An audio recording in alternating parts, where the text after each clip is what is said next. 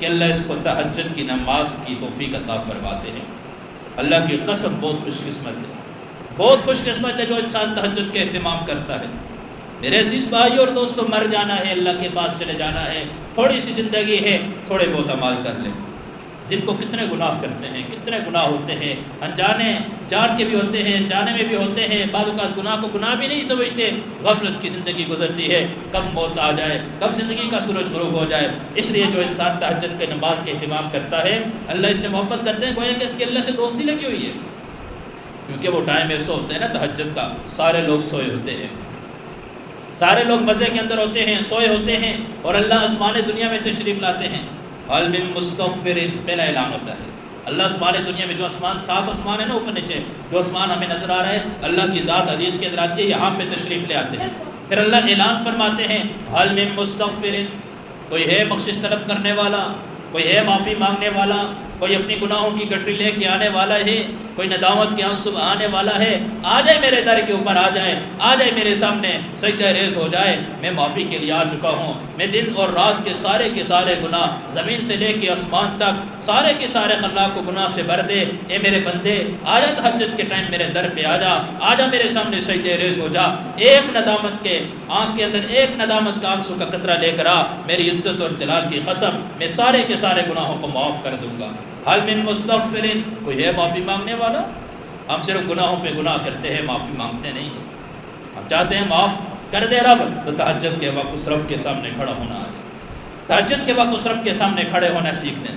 اور دوسرا، حل من مستزرق، کوئی ہے رزق طلب کرنے والا؟ ہم رزق کہاں تلاش کرتے ہیں؟ دکان کے اندر، تجارت کے اندر، کھیتی باڑی کے اندر، کارخانوں کے اندر، گاڑیوں کے اندر، فیکٹریوں کے اندر، ملازمت کے اندر ہمارے رزق کی تلاش یہاں ہوتی ہے۔ اللہ کہتے ہیں فجر کی اذان سے آدھا گھنٹہ پہلے اٹھ، وضو کر، سجدے کے اندر جا، 2 رکعت پڑھ، اس کے بعد ہاتھ دھا، اے اللہ میری فلاں ضرورت ہے، اے اللہ میرے گھر کی ضرورت ہے، اے اللہ میری گاڑی کی ضرورت ہے، اے اللہ تیرے ہاں 100 روپیہ 1000 روپیہ برابر ہے، فلاں چیز کا ریٹ اتنا ہو گیا، فلاں ریٹ اتنا ہو گیا۔ میرے عزیز بھائی اور دوستو، جو رب 1000 روپے میں کھلا رہا تھا، اگر آج وہی 1000 والی چیز 5000 کی ہو چکی ہے، اس رب کے لیے 1000 اور 5000 برابر ہیں۔ اس رب سے مانگے نا، مالداروں کے در پہ جانا، حکومت والوں کے در پہ جانا، حکومت سے مطالبے کرنا، جلوس نکالنا کہ فلاں چیز مہنگی ہوگی، فلاں مہنگی ہوگی۔ بھائی جیسے اعمال کرو گے ایسے اللہ کی طرف سے احکام آ جائیں گے۔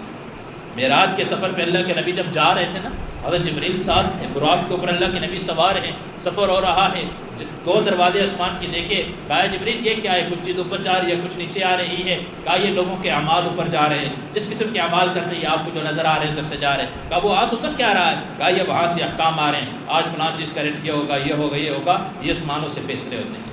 یہ تو جیسے انسان ہوتے ہیں ایسے اللہ حکمران مسلط کر دیتے ہیں، جیسے ہم ہوں گے ایسے ہمارے حکمران ہو جائیں گے۔ ہم کہ ایسی فسق و فجور قسم کی گزرے، اور حاکم وقت اگر وقت کا جنید بغدادی آ کے بٹھا دیں، وقت کا بایزید بستامی آ کے بٹھا دیں، بہت بڑا دیندار متقی پرہیزگار کے بھی ہماری حکمرانی کرنے لگ جائے، جب تک ہم خود ٹھیک نہیں ہوں گے اس وقت تک حالات نہیں بدل سکتے۔ اس لیے تہجد کا اہتمام کریں۔ تہجد کی نماز کا وقت ہو، تہجد کی نماز اس وقت، تہجد کے وقت اپنے آپ کو پابند کریں، نماز سے اذانوں سے آدھا گھنٹہ پہلے آ جائیں، مسجد کے اندر آ جائیں، اللہ کے سامنے سجدے کے اندر گر جائیں، اللہ کے سامنے روئیں دعائیں۔ دیکھیں اللہ کیسے حالات بدلتے ہیں، اللہ کیسے مسائل بدلتے ہیں۔ تو اس لیے کہا کہ چوتھی علامت کیا ہے کہ تہجد کی نماز کا اہتمام کریں۔ کہا 5ویں عبادت، 5ویں علامت یہ ہے کہ عبادت کے اندر لذت محسوس ہو جائے، عبادت کے اندر لذت محسوس ہو جائے، عبادت کرتے ہوئے سکون محسوس ہو۔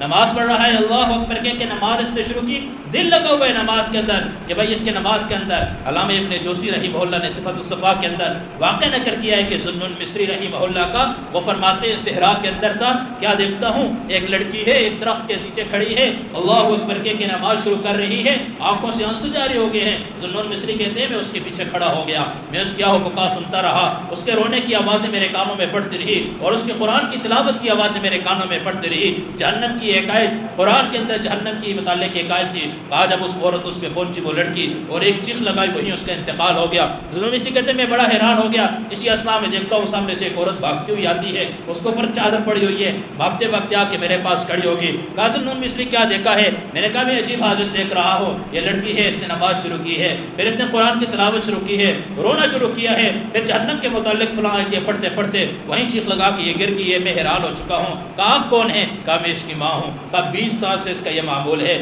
ظلم مصری، لیکن آج اللہ کی محبت کے اندر اس نے اپنی جان بھی قربان کر دی۔ 20 سال سے اس کا یہ معمول ہے، یوں ہی تلاوت کرتی ہے، یوں ہی نماز کے اندر کھڑی ہوتی ہے، یوں ہی آنکھوں سے آنسو جاری ہو جاتے ہیں، یوں ہی رونا اس کا شروع ہو جاتا ہے۔ کہا 20 سال ہو چکے ہیں، لیکن آج اللہ کی محبت کے اندر اتنی ڈوب گئی تھی اور جہنم کی خوف اتنا غالب ہو چکا تھا کہ آج اپنی جان بھی اللہ کے نام پہ قربان کر دی۔ تو عبادت کے اندر لذت محسوس ہو، آج ہم تھوڑی نماز لمبی ہو جاتی ہے پریشان ہو جاتے ہیں، مشکل ہو جاتے ہیں، کیوں کہ ایمان کمزور ہے، اللہ کی محبت کمزور ہے۔ میرے عزیز بھائیو اور دوستو، ہم اللہ سے تعلق بنائیں، اللہ رب العزت سے اپنا تعلق مضبوط کر لیں، ہم دیکھیں ہمارے دل کی دنیا کیسے بدل جائے گی، کیسے بدل جائے گی، سارے کے سارے حالات درست ہو جائیں گے، ساری پریشانیاں درست ہو جائیں گے، حتیٰ کہ دشمن نقصان دینے والی چیز بھی نفع دینے والی بن جائے گی جب ہم اللہ سے صلح کر لیں گے۔ علامہ ابن جوزی رحمہ اللہ نے اسی کتاب کے اندر صفات الصفا کے اندر واقعہ نقل کیا ہے، عبد الواحد بن زید رحمہ اللہ کا واقعہ۔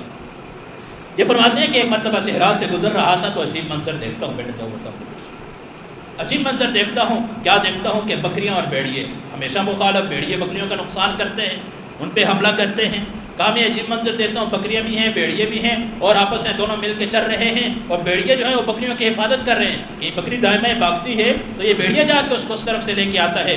تو عبد الواحد بن زید فرماتے ہیں میں بڑا حیران ہو گیا، میں جیسے قریب کیا تو کیا دیکھتا ہوں کہ پاس ایک عورت ہے، حضرت میمونہ سودا رحمہ اللہ، یہ بہت اللہ کی ولی عورت گزری ہے، یہ بکریوں کے پاس ان کی نگرانی میں ایک درخت کے نیچے بیٹھی ہوئی تھی۔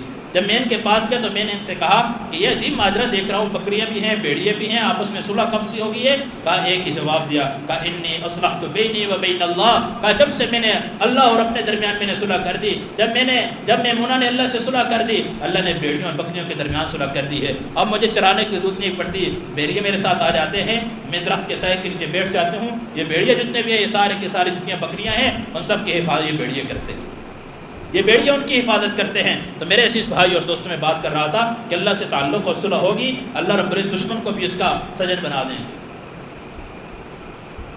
نقصان دینے والی چیزیں اللہ وہ بھی فائدہ مند اس کو بنا دیں گے۔ تو کیا کہا انی اصلحت بینی و بین اللہ، جب سے میمونہ نے اللہ سے صلح کر دی ہے، اللہ نے اس کے ماتحت جتنی چیزیں ہیں اللہ نے ان کے درمیان صلح کر دی ہے۔